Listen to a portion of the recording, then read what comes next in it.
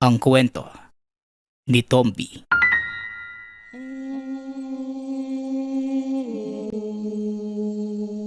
Ang kwentong ito ay hango sa totoong buhay.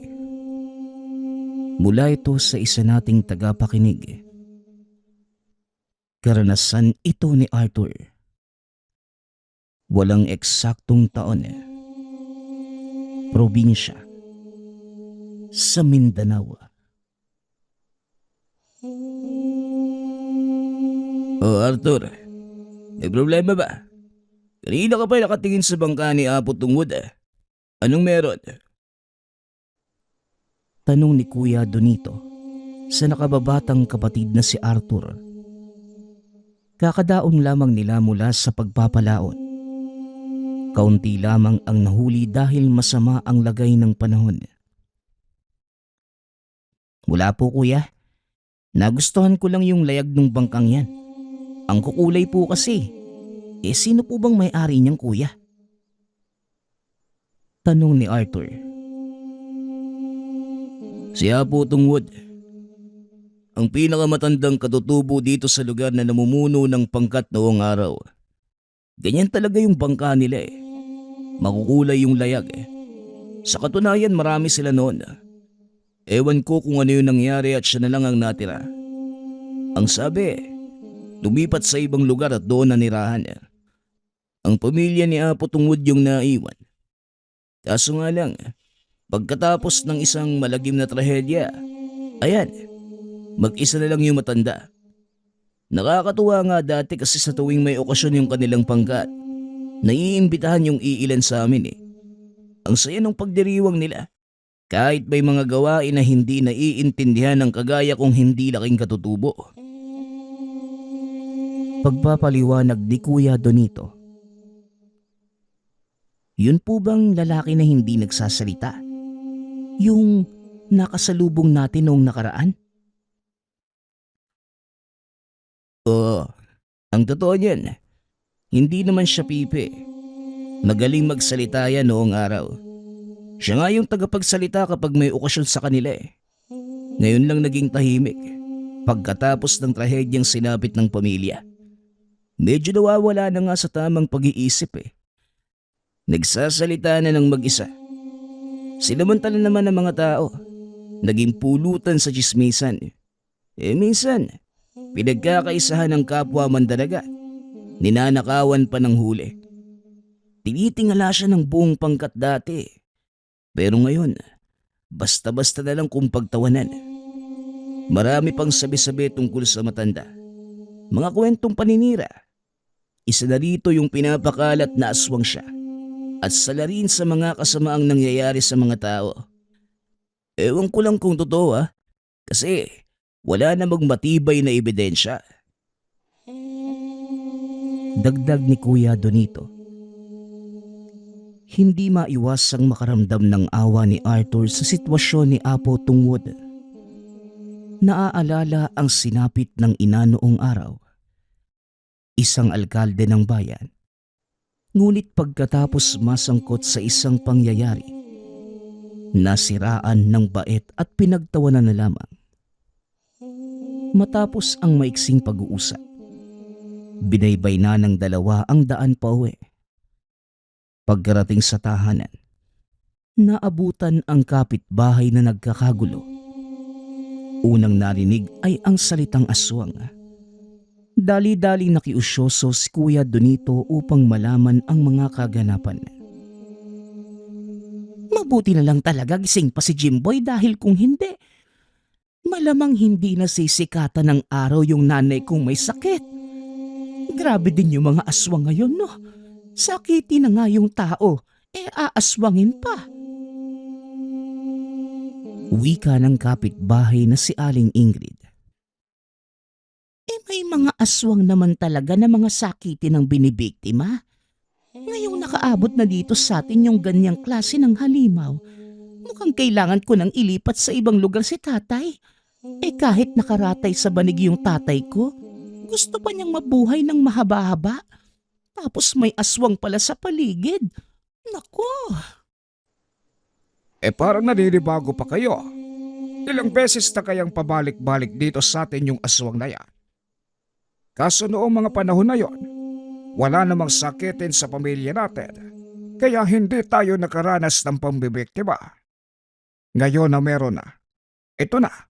Mag-iingat na lang talaga tayong lahat para kahit papano makaligtas. Tulong-tulong na lang din. Kung sakaling may mapansin kayo, mas maraming kakalaban sa halimaw. Mas mapapadali ang pagtaboy natin dito. Wika naman ni Mang Roland. Sigurado ba kayo na ibang aswang ang nambibiktima? Kagabi kasi, nakita ko si Apo Tungwod galing sa tahanan ni Mang Jimboy.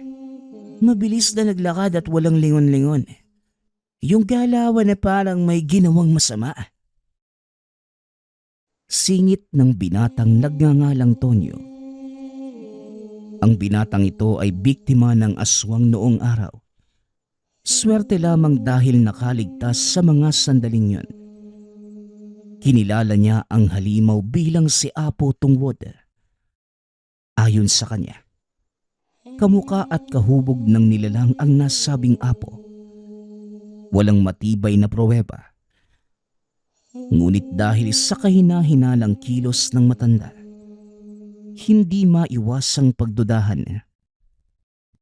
Magmula ng araw na yun, samot-saring haka-haka ang umusbong laban kay Apo Tungwod.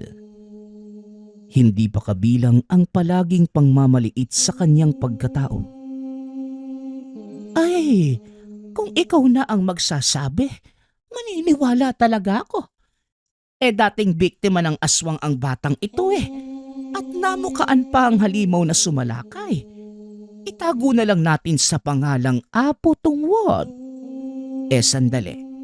Bakit ba Apo pa rin yung tawag Matagal na siyang walang pinamumuno ang pangkat. Tungwod na lang. Aswang na Tungwod. Mabuti pa nga. Bagay rin naman sa pangalan niyang dawitan ng salitang aswang.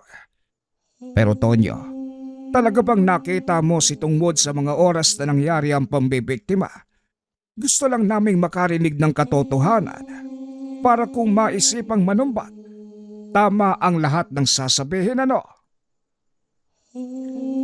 Mang Roland, kailan po ba ako nagsinungaling? Buong buhay ko, tapat ako sa katotohanan. At ang nakita ko, hindi may tatangging si Apo Tungwod. Wika ni Tonyo. Noong mga sandaling ito, nadinig ni Mang Jimboy ang usapan. Gulo pa ang isipan dahil sa pag-aalala ng ama na halos malagutan ng hininga sa nangyaring pambibiktima ng aswang. Nauna ang galit. Walang sali-salitang sinugod ang tahanan ni Apo Tungwod. Sumama ang iba pang mga kapitbahay na kanya-kanya ang bitbit na pamalo. Pambihira. Sa simpleng salita ni Tonyo, naniwala kaagad ang lahat. Mga tao nga naman, napakababaw ng pag-iisip. Ang taong nananahimik, guguluhin. Itutuloy ko na talaga yung pagbabalak na lumipat ng tirahan Hindi ko na masikmura yung kabastusan sa kapwa dito. Wika ni Kuya Donito. Napabuntong hininga na lamang sa nakikita. Kuya, talaga bang aswang si Apo Tungwod? Ilang beses ko lang siyang nakita pero parang hindi naman aswang Wala lang sa tamang pag-iisip. Pero yung sabihing aswang, parang hindi naman yata tama yun. Wika ni Arthur. Mga kapitbahay kasi natin dito, masyadong mapapaniwala. Madaling paikutin sa salita. Tignan mo, sinabi lang ni Tonyo na aswang si Apo Tungwod. Sumugod na silang lahat. Ang sarap iuntog isa-isa para matauhan Tugon ni Kuya Donito. Napailing na lamang ito. Ikaw ba kuya? Minsan mo na bang naisip na ipaglaban si Apo? Tanong ng nakababatang kapatid. Natahimik si Kuya Donito. Ilang sandali ang lumipas bago nakasagot. Alam mo Arthur, sa panahon kasi ngayon, kailangan unahing isalba ang sarili. Kung may nangyayaring hindi kaaya-aya sa paligid, mas mainam nang umiwas na lang ng tingin. Alam mo yon. O siya, ihatid ko lang sa kapitbahay itong nahuling isda. Bibili kasi yun eh. Wala pa pala tayong kanin. Kung pwede magsayang ka muna. Lalakad na ako. Wika ni Kuya Donito. Kagad namang kumilos si Arthur pagkalis ng kapatid. Magsasaing na sana ito. Kaso nga lang naubusan ng panggatong. Malapit lang naman ang kakahuyan kung saan madalas na nangangahoy. Nagpunta siya roon.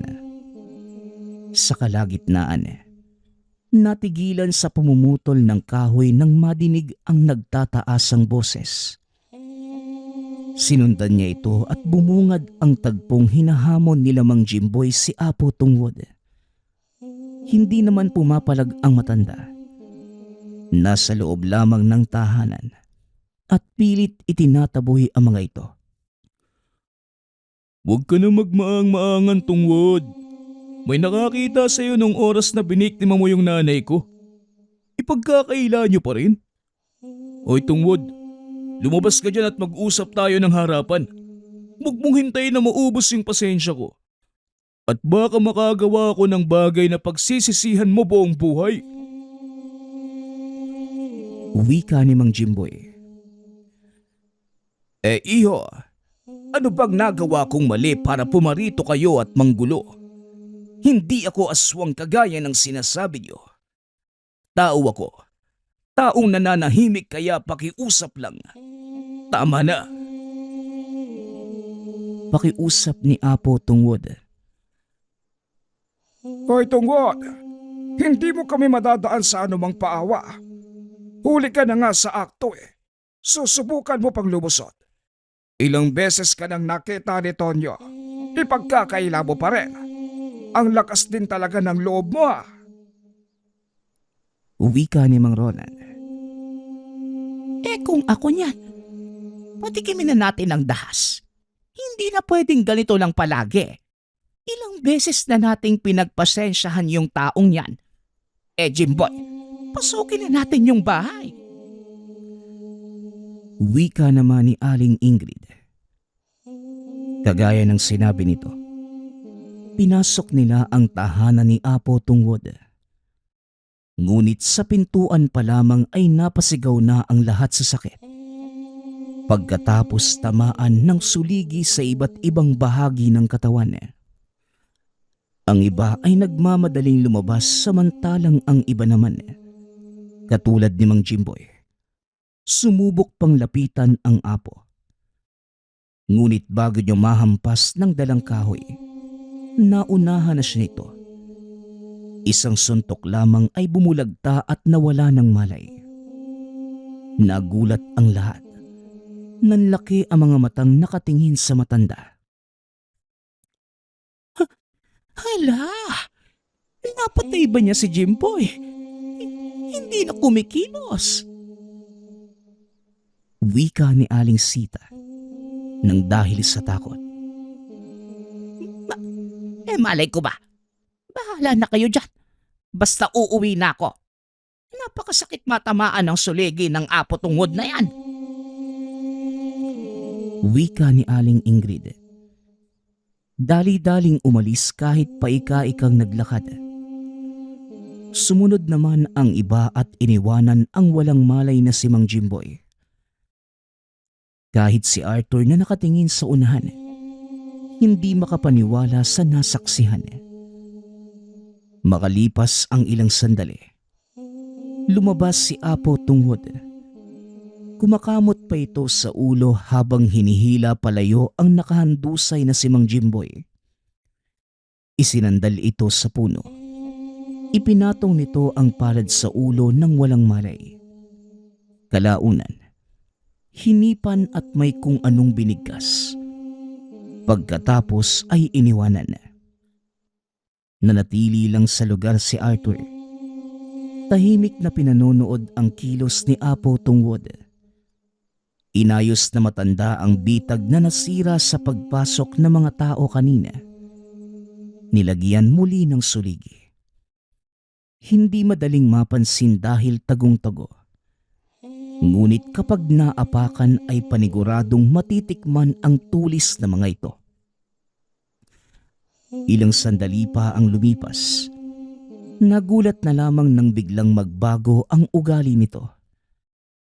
Muli na namang nawala sa wisyo. Nagbabasag na mga gamit at saka nagsalita ng mga katagang hindi maintindihan. Dali-daling umalis si Arthur sa takot na makita.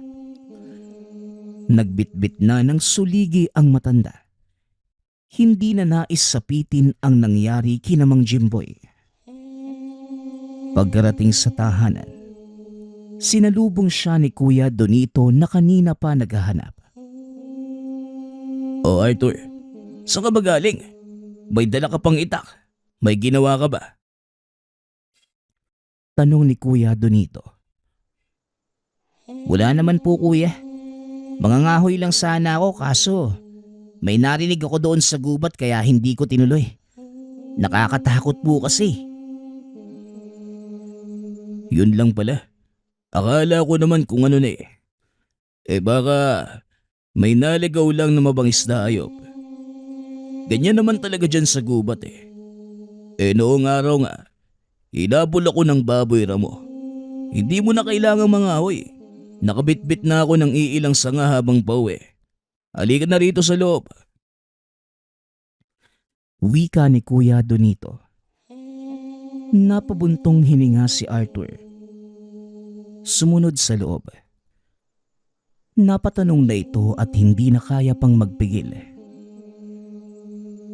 "Kuya, ang totoo niyan, habang nasa gubat ako nakita ko si Mang Jimboy.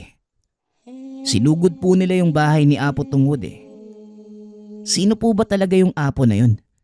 Bakit parang may kakayahan siya na hindi taglay ng ordinaryong tao?" Tanong ni Arthur. Diretsyong napatingin si Kuya Donito sa kapatid. Hindi inaasahan ang tanong nito. Hindi naman ipinagkait ang katotohanang nalalaman. "Arthur, si Apo Tungwod, hindi lang siya basta-bastang katutubong pinuno. Isa din siyang antingero. Nalaman ko ang bagay na ito dahil matalik na magkaibigan ang Apo at si Lolo Iko noong araw. Ang sabi ni Lolo, magaling, mahusay at malakas na antingero si Apo Tungwod. May tangan itong anting-anting na nagbibigay ng pambihirang kakayahan. At ang nag-iisa niyang sandata, ang suligi. Ito ang ginagamit niya sa panunugis, sa pagpuksa ng aswang. Malupit ang suligi ni Apo Tungwod at pwede nang ikamatay kapag natamaan." Pagsasalaysay ni Kuya Donito. Biglang kinabahan si Arthur nang maalala ang sinapit ng grupo ni Mang Jimboy kanina. Tinamaan sila ng suligi. Maging ito ay hindi niya alam kung nagkamalay na ba na mga sandaling yun. Kuya, tinira ng suligi si Mang Jimboy eh. Mamamatay po ba sila?" Tanong ni Arthur. "Hindi, patikim lang yun. Hindi kailanman gagamit ng nakakamatay na suligi si Apo Tungwod sa ordinaryong tao. Kahit na minamaltrato siya. Ganyang kabuti yung Apo. Kaso nga lang sinasamantala ng mga walang hiyang tao eh. Huwag mo na lang silang isipin ha. Mababaliw ka lang. Mahirap intindihin ang mga ugali ng mga yan eh." Wika ni Kuya Donito. Napatango na lamang si Arthur. Inalis na lang sa isipan ang kaganapan at inatupag ang mahalagang gawain. Hanggang sa lumipas ang ilang araw. hindi matahimik ang mga tao sa muling pagsalakay ng aswang. Marami na sa mga alagang hayop ang nadali. Karamihan ay baka at kalabaw. Isa sa mga nagmamay-ari nito si Mang Roland. Pero ang mas malagim ay ang sinapit ng ina ni Mang Jimboy. Nasawi na ito sa puntong yun. Sabi naman kasi sa inyo tuluyan nyo na yung apo tungod na yan. Hinayaan yung maisahan tayo noong sinugod kaya ito. Binalikan niya tayo. Mas matindi ang iginante. Hindi lang ang mga alaga ang namamatay. Pati ang nanay ni Mang Jimboy. Kung noong araw nagawa nating patahimikin ang matandang yon, hindi na sana tayo aabot sa ganito. Kasalanan nyo rin Natamaan lang ng suligi, nagsitakbuhan na. Wika ni Tonyo. Oy bata, kung makapagsalita ka parang hindi masakit ang suligi Palibhasa kasi. Puro ka lang dakdak. Hindi naman tumutulong. Baka nga hindi naman totoong aswang si Apo Tungwod. Ikaw lang itong gumagawa ng kwento. Wika ni Mang Roland. Nagulat ang lahat nang marinig ang sinabi nito.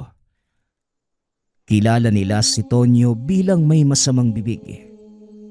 Kung ano-ano ang salitang pinaparatang sa taong hindi nagugustuhan. Ito rin ang nangunguna sa panghusga kay Apo Tungwod. Roland, nalunok mo yata yung suligi. Bakit parang ipinagtatanggol mo si Tungwod? May lason ba ang tumamang suligi sa'yo para magkaganyan ka? Tanong ni Aling Ingrid. Naisip ko lang kasi itong si Tonyo Hatid ng kung ano-anong salita laban kay Apo Tungwod. Tapos kapag nagalit na tayo sa matanda at may gagawing hakbang, bigla na lamang itong nawawala na para bang ginagamit lang tayo para sa pansariling hangarin. Kaya umamin ka nagbata ka. Wika ni Mang Roland. Teka. Bakit parang ako ngayon ang pinagdududahan niyo? Kayo na nga tong binibigyan ng impormasyon. Babalik ta rin niyo pa ako. Tama na. Nasa lamay tayo ngayon ni nanay. Rumispeto naman kayo. Malalaman din natin kung ano ang totoo. Kung aswang nga talaga si Apo Tungwod, hindi ko siya mapapatawad. Ako pa mismo ang papatay kapag napatunayan ko. Pero kung sakaling tama si Mang Roland ng hinala sa Tonyong yan, ako rin mismo ang puputol ng dila mo. Tandaan mo yan. Wika ni Mang Jimboy. Natahimik ang lahat. Ni isa ay walang naglakas ng loob na magsalita. Dahil kilala rin si Mang Jimboy bilang mangangatay. Mahusay itong humawak ng anumang patalim at minsan na ring may taong tinaga. Sa kabilang banda naman, nakikinig lamang sina Kuya Donito at Arthur sa usapang nagaganap. Nang matapos, umuwi na rin ang mga ito. Ito na talaga ang punto na malalagot si Tonyo. Sana naman magkatotoo para maturuan ng leksyon ng binatang yan. Wala akong tiwala dyan Kung si Apo Tungwod naman ang pag-uusapan, hindi ako mag-aalala. Antingero yung tao Kalaban niya ang aswang kaya imposible ang sinasabi nila. Dapat yun sa tungkulin kahit na minsan ay nawawala sa sarili. Wika ni Kuya Donito. Hanggang sa lumipas ang ilang linggo, mas lalong lumala ang sitwasyon ni Apo Tungwod. Madalas na itong nakikita sa kung saan-saan. Nakakatulog sa damuhan. Naging madungis. Nangayayat. At basta-basta na lamang nagsasalita ng mga bagay na ikakatakot ng makakarinig. May aswang na darating sa lugar. isang sakitin ang bibiktimahin nito. Kung may kasama kayong sakitin sa tahanan, maghanda kayo. Darating ang aswang. Darating ito. Aswang. Aswang. Wika ni Apo Tungod habang sinasaksak ng suligi ang puno ng saging. Marami pa itong sinabi ngunit hindi maintindihan dahil ibang lengguwahe ang ginagamit. Ay nako, tuluyan na yatang nabaliw ang kawawang apo. Sayang, ang bait pa namang tao. Sino na lang kaya ang poprotekta sa mga tao laban sa aswang? Kung ganyan yung kalagayan niya. Naku naman Apo Tungod oh. Wika ni Kuya Donito. Napabuntong hininga na lamang. Pailing-iling habang nakatingin sa apo. Nangihinayang sa kakayahan nito bilang antingero. Kuya, parang mangyayari pa naman siguro yung bagay na yan. Malay natin babalik siya sa wisyo kapag may napansing aswang sa paligid. Kasi ilang beses nang inaswang yung lugar pero sino yung lumalaban sa mga ito ng mga sandaling yun? Ang sabi nga nung tambay, may nakita siyang nakikipagbakbakan sa nilalang Hindi lang namukaan dahil madilim. Baka naman si Apo Tungod yun. Baka nga. Kung tama ka ng hinala. Aba, hindi pala pinabayaan ng Diyos ang lugar natin laban sa mga aswang. Kahit papano. Tugon ni Kuya Donito. Kinagabihan, naghanda ang magkapatid para sa pagpalaot. Pagkarating ng baybayin, dumiretso sila sa bangka at nagsimulang sumagwan. Hindi pa nakakalayo sa dalampasigan nang mapansin ang papalapit na bangka. May sakay itong lalaki. Tinawag ni Kuya Donito para batiin sa pag-aakalang kakilala. Ngunit hindi sila pinapansin. Isa sa walang bahala na lamang sana subalit nagduda si Arthur. Kuya, bakit parang nangangamoy yung taong yun? Wala namang sakay na isda yung bangka niya pero malangsa. Alam kong nandito tayo sa karagatan. Pero kakaiba talaga yung amoy Kinikilabutan nga ako. Wika ni Arthur. Nilingon nila ang lalaki. Nang mapansin, nagmamadali itong naglakad habang palingon-lingon. Dali-daling bumalik ng baybayin ang magkapatid para alamin ang kilos nito. Bigla silang naghinala sa galawan, kaya kagad nilang sinundan. Dire-diretso lamang ang lakad ng lalaki na para bang kabisado ang daan. Nang makarating sa kabahayan, nagtago ito sa kakahuyan. Arthur, mukhang hindi maganda ang kutob ko sa lalaking yan. Parang hindi normal Maging alisto ka dahil kung may mangyayaring masama, tatakbo tayo. Pabulong na wika ni Kuya Donito. Pinagmasdan nilang mabuti ang lalaki. Wala pa namang ginagawang hakbang. Nakatitig lamang sa tahanan. Ngunit paglipas ng ilang sandali, napakusot na mga mata sina Kuya Donito at Arthur nang biglang nag-iba ang hubog nito. Mula sa pagiging tao, naging isang aswang. Dali-daling gumapang papunta sa silong ng tahanan. Nagkatinginan na lamang ang magkapatid habang dinarama ang hatid na kilabot. Aswang yung kuya, di ba? Hindi po ba? Tumakbo na po tayo, kuya. Bilisan natin. Wika ni Arthur. Sandali.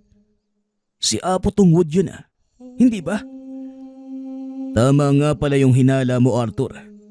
Bumabalik sa wisyo yung matanda kapag may aswang sa paligid. Tisin mo lang muna ang takot. Manunood pa tayo sa gagawin ni Apo Tungwod. Tugon ni Kuya Donito. Minabuti ng dalawang magtago habang naghihintay ng susunod na mangyayari.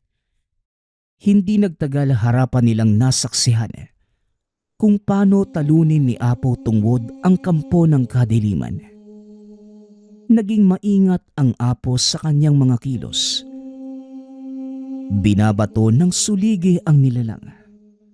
At bago ito makahiyaw, dali-daling hinihila palayo sa mga kabahayan. Sa kaibuturan ng kagubatan ito dinala. Doon paulit-ulit na binato ng suligi. Ngunit hindi ito madaling natumba. Lumaban pa ang nilalang. Tumilapon si Apo Tungwod. Kagad namang bumangon at saka sumugod. Tumagal ang labanan. Ilang beses ding nagpalipat-lipat ng pwesto sina Kuya Donito para lamang hindi mapansin ang kanilang presensya. Samantala, sa pagpapatuloy ng sagupaan, unti-unting nanghihina ang nilalang. Hindi nito kinakaya ang bisang taglay ng suligi. Kung hindi ako nagkakamali ng pagkakaalala, 3 suligi ang inilalaban ni Apo Tungwod sa tuwing may tutugising aswang. Kapag nagtagumpay na naitira at tumama ang lahat sa katawan, ito ang magiging katapusan ng nilalang. Gawa lamang sa kawayan at bakal ang mga yan, pero nakamamatay sa aswang. Hindi ko alam kung ano ang inilagay basta sobrang epektibo. Tignan mo, tumba na yung halimaw. Wika ni Kuya Donito. Binilang ni Arthur ang suliging tumarak sa katawan ng aswang. Kagaya ng sinabi nito, 3 lahat. Tig-isa sa magkabila ang balikat at isa naman sa ulo. Nangisay ang nilalang. Sinubukan pang makatakas sa pamamagitan ng paggapang palayo. Ngunit hindi na kinaya pa. Bumulagta na lamang ito. Kagad naman silang nanahimik nang lumingon si Apo Tungwod sa kanilang gawi. Kinakabahan, lalo na nang lumapit. Mabuti na lamang at hindi nahuli. Bumalik si Apo Tungwod sa kinaroroonan ng nakahandusay na aswang. Itinali nito ang magkabilaang kamay at paa. Pagkatapos, pasimpleng hinila papunta sa masukal na bahagi. Dinasala ng Apo ang katawan. May kung anong isinasaboy. Sinindihan pagkatapos. Dahan-dahan na ring lumayo sina Kuya Donito at Arthur dahil kumakalat sa hangin ang matinding amoy. Arthur, tara na. Kung magtatagal pa tayo dito, hindi lang tayo mamamatay sa tindi ng baho. Posible pang mahuli tayo ni Apo Tungwod at malamang nasaksihan natin yung buong pangyayari. Mamaya ano pang isipin eh. Halika na.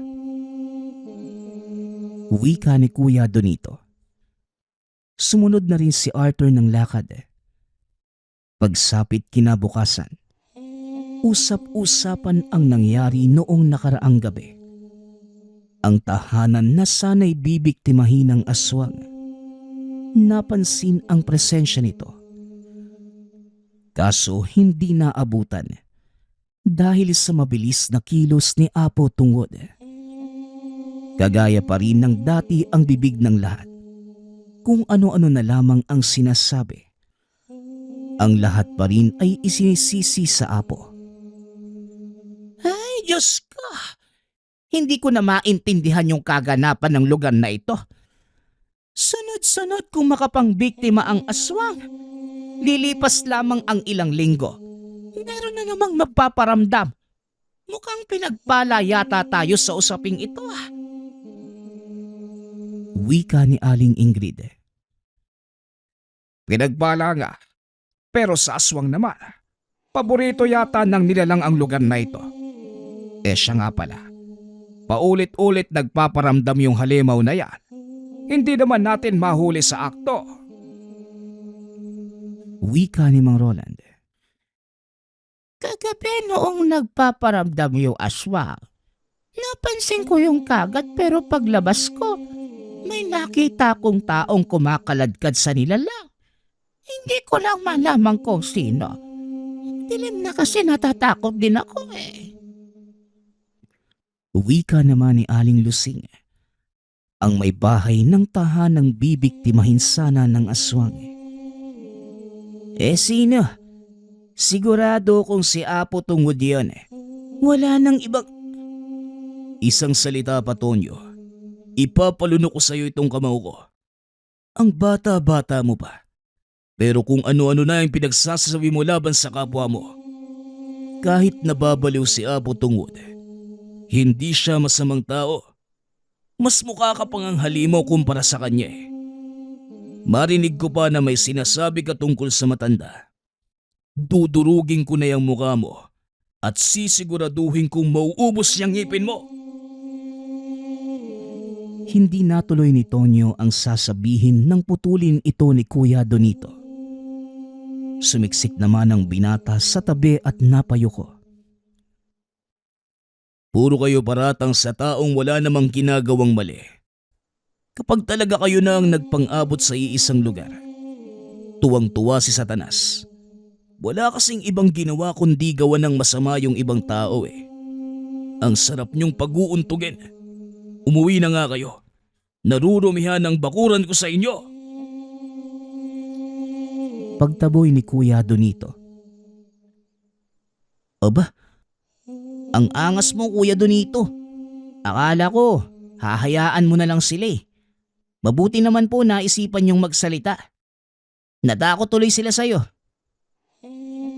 kagaya nga ng sinabi mo, hindi na pwedeng manahimik kung alam naman natin na walang ginagawang masama yung tao. Noon ko pa gustong sitahin kaso, naaalala ko yung ginawa nila sa dati kong kaibigan eh. Pinagsabihan lang naman sila kaso nauwi sa rambulan. Napatay pa yung kaibigan ko. Ayokong sapitin yun pero sumusobra na sila eh. Swerte na lang ako kung hindi nila maisip na gumante. Siya nga pala. Pupuntahan ko lang si Apo Tungod. Nakabili ako ng lambanog eh. Paborito niya tong inumin. Bakit? Magkaibigan ba kayo para bigyan mo siya ng ganyan? Hindi naman alang-alang sa pagkakaibigan kaya ako bibigyan eh. Pasasalamat lang. Dahil napuksa niya yung aswang kagabi. Kung hindi niya yung ginawa, malamang may gana pang bumalik ang halimaw para makapangbiktima muli. O siya, lalakad na ako ha. Pag-uusap ng magkapatid. Pagkarating ni Kuya Donito sa tahanan ni Apo Tungod, nasa tamang wisyo na ang matanda.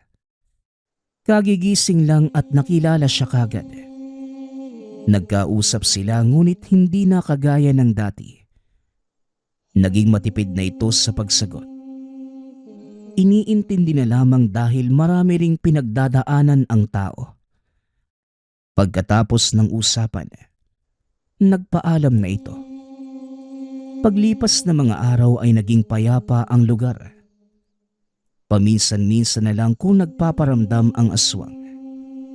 Unti-unti na rin nanumbalik ang lakas ni Apo Tungod. Sa katunayan, inaasikaso ito ni na Kuya Donito at Arthur. Nagpumilit ang mga ito na alagaan nila ang matanda. Sa sariling tahanan pa rin naman ito nakatira. Naghahatid lamang sila ng makakain. Sa kabila ng lahat, hindi pa rin naapektuhan ang husay ni Apo Tungod pagdating sa usaping aswang. Kahit sa mga oras na nawawala sa sarili, alam na alam pa rin ito ang gagawin. Katimbang sa pagtugis ang tatlong suligi, natatapos sa buhay ng sino mang aswang na makakalaban. Ang susunod nating kwento ay mula sa isa nating tagapakinig. Walang eksaktong taon, probinsya ng Iloilo. Pangalawa si Crispin sa 3 magkakapatid. Mahilig maggitara at madalas niya itong bitbit kahit saan man magpunta. Ang gitarang yon ay pinamana sa kanya ng yumaong lolo. Hoy bata, bitawan mo nga muna yung kinakaskas mo at mag-igib ka muna.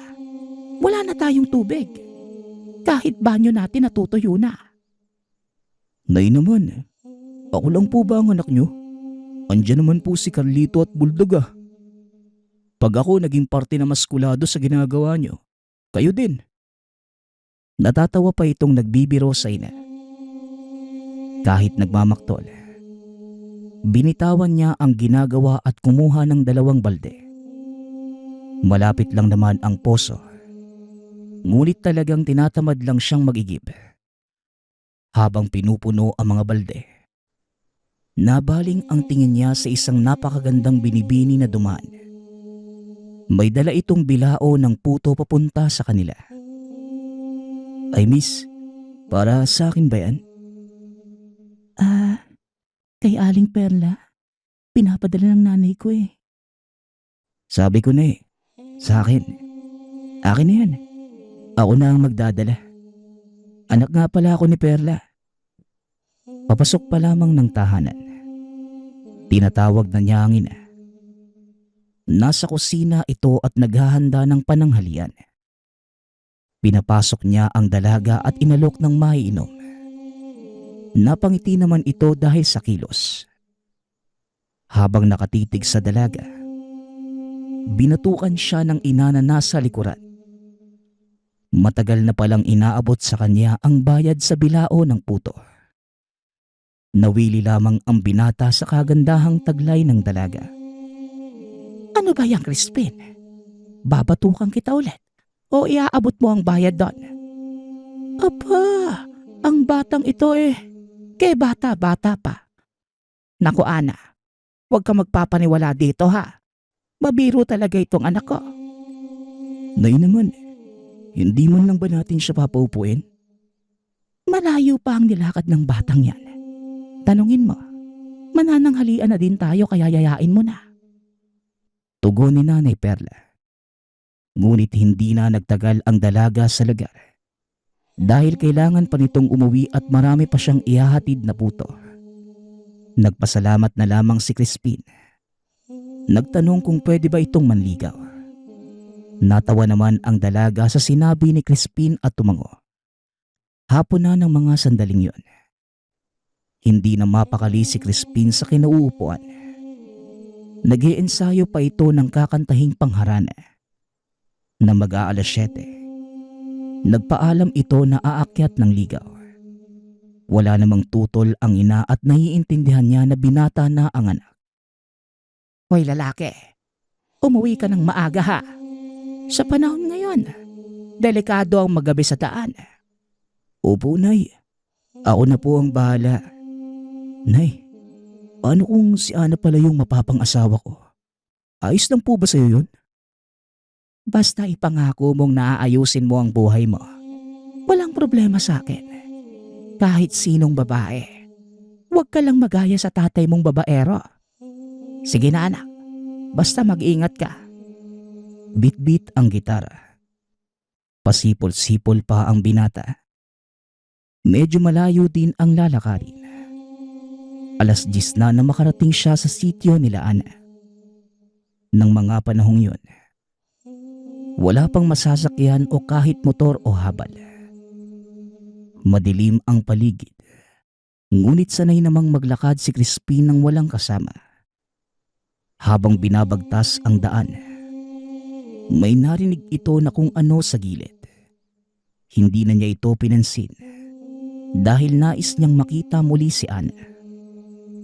Maayos naman itong nakarating sa tahanan. Tipikal na panliligaw ang ginawa ng binata. Habang kumakanta, dumungaw ang dalaga kasama ang maliit na kapatid. Nang matapos sa pagkanta, pinapasok siya at pinakilala sa mga magulang. Ikaw pala yung anak ni Perla. Nako, palagi yung nag-o-order ng bilao ng puto sa akin. Mabait yung nanay mo. Kaya maswerte ka. O siya, sige na. Mag-usap na kayo dyan. At ako may tinatapos pa sa kusina. Salamat sa pagdalaw, Crispin. Pasensya ka na. Wala man lang akong may aalok sa'yo. Tubig. Gusto mo? Nako, ayos lang sa akin yun, Nana. Ikaw lang naman ang pinunta ko dito eh. Gusto kitang makausap. Sana hindi ka magalit sa akin eh. Gusto kita. Una pa lang kitang nakita, alam kong ikaw na ang babaeng para sa akin eh. Naging maayos naman ang pag-uusap. Masayang kausap si Crispin. Mabiro kaya hindi din napigil ng dalaga ang magkagusto sa binata. Pareho nilang tinanggap ang isa't isa. Ngunit merong kondisyon. Ayaw naman ng pamilya ng dalaga ng basta-basta. Sinabi ni Aling Rosal, may tamang panahon ng lahat. Lalo na't pareho pang nasa kolehiyo ang dalawa. Maghahating gabi na nang matapos ang kanilang pag-uusap. Nagpaalam na si Crispin. Habang naglalakad, may naramdaman ito na kung anong nakasunod sa kanya. Akala niya pa nung una, kuliglig lamang o palaka na tumatalon. Nasa kalagitnaan na siya ng palayan nang may muli itong marinig. May kung anong nilalang bumubulong sa tenga mismo ng binata. Nangilabot siya nang makita ang isang kung anong elemento. Sumasabay ito sa bawat paghakbang. Hindi na nakapag-isip ng matino si Crispin at biglang napatakbo sa sobrang takot. Kahit nadadapa man, hindi niya alintana makalagpas lamang sa lugar. Malapit na ito sa dulo ng palayan. Halos pagapang na ang binata sa sobrang pagod. Habang gumagapang, nararamdaman niya na tuyo ang damo. Naalala niya ang lighter sa bulsa. Dala ng pagbibinata ni Crispin ang paninigarilyo. Habang gumagapang, kumukuha siya ng tuyong damo. Ramdam niya na nasa malapit lamang ang nilalang dahil rinig na rinig niya ang bawat paghangos. Binilog niya ang mga naipong damo sa kamay. Sabay sinindihan. Dali-daling lumaki ang apoy. Lumiwanag ang buong palayan dahil sa ginawa ni Crispin. Nangakmang tatayo na sana para makatakbong muli. Biglang nagsidatingan ang mga malalaking aso. Ngunit dahil sa nagawang apoy, nakita ito ng mga tao na nakatira sa malapit. Nagsipulasan ang mga aso. Kinuha niya ang pagkakataong yon para makapanghingi ng tulong. Hanggang sa isa-isa nang nagsidatingan ang mga tao na may dalang pamalo at sulo. Ayos ka lang ba, iho? Nako, ano ba kasing pumasok sa utak mo at dumaan ka dito ng ganitong oras? Hala sige, tumayo ka na. Kaya mo pa ba? Kapag ganitong oras, lumalabas talaga ang mga bagat. Buti na lang nakasiga ka. Nako, may mga pananim sa kabila. O siya, ihatid muna kita at tutulong ako sa kanilang mag-apula ng apoy. Masyadong malawak na ang pinsala. Hindi na nakapagsalita pa si Crispin dahil sa sobrang panghihina. Dala na din ng sobrang takot at pagod. Pinili na lamang niya na manahimik. Habang inaalalayan siya ni Mang Karding, napalingon pa ito sa likod at nakita na may kung anong nakatayo sa tawid ng palayan. Sa isip ng binata, habang abala ang mga kabaryo sa pagpatay ng apoy, hindi na nila alintanang nakamasid ang mga bagat. Diyos ko namang bata ka. Ayan ang napapala mo. Sinabihan na kita kanina na huwag magpapagabi. Masyadong delikado. Hindi ka nakinig sa akin. Nako, napakadami mong kalmot. Bulldog, madali ka nga mag-init ng tubig. Nay naman, ayos lang po ko. Hindi po yung kalmot. Gasgas po yan dahil sa mga damo. Ang tatalim kasi ng mga tinik ng makahiya eh. Hayaan niyo po na eh. Alam ko na po sa susunod kung paano ako iiwas. Tsaka nay, alam mo ba? Sinagot na ako ni Ana. Natatawa pa itong nagkwento sa ina. Ganun man ang nangyari sa kanya. Ngunit hindi niya ito masyadong ininda. Ang nakakatuwa pa, ni hindi man lamang nagasgasan ang gitarang nasa likod ng binata. Dahil sa mga nangyari, mas napatunayan ng dalaga na malinis ang intensyon ng binata. Halos gabi-gabi itong nangaharana, pero kasama na ang dalawang kapatid. Hindi na ito pinapalakad ng ina na walang kasama. Hanggang sa lumipas ang ilang araw, buwan at taon. Hanggang sa naging maayos ang lahat. Parehong nagtapos si Crispin at Ana sa kursong kinuha. Napagpasyahan na nilang magpakasal. Sa kasalukuyan, may 2 na silang mga anak. At napagkukwentuhan pa rin ang minsang engkwentro. Sabagat, nagpapasalamat nga pala ako sa lahat ng sumusuporta sa ating channel. Nawa ay patuloy niyong suportahan at pakinggan ang ating mga kwento. Hanggang sa muling pakikinig. Paalam.